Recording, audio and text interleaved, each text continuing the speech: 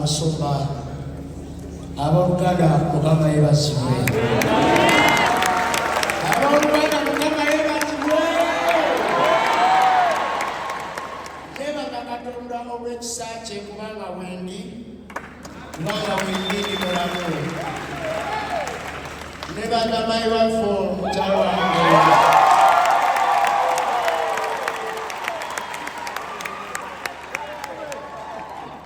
nebaga pasa Bugembe olwokuba okusabira buli kadde naye nebaga Mukama kyosobosesezza okubeera atutuuse wano Mukama wange pasa Sebo Kapere ye mukyala ye mukyala wange abaana bange babaako omulala ddala ewange kisule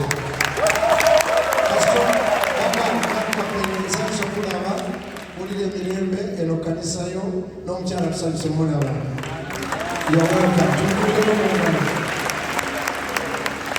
want to recognize the presence of Pademan.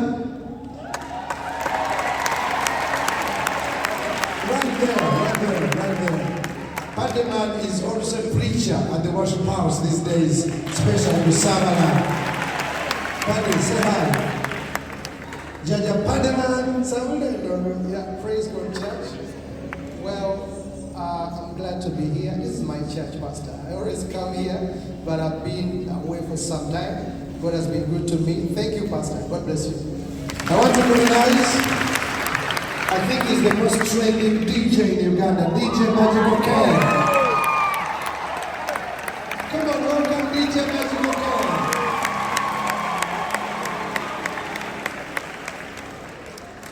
Praise the Lord, church. This is my church. Every single Friday. Hey, I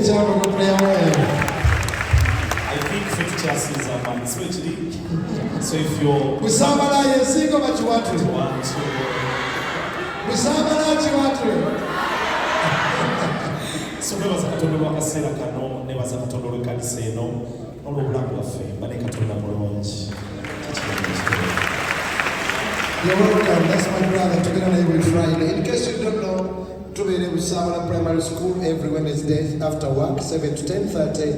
Tutula Mukasawe ne Tusaba. Every Thursday we meet here at the worship house Nansana after work. Every Friday we meet in Tinda Chiwatule at Chambogo Primary School. Tubera Mukasawe ne Tusaba, 7 to 10:30.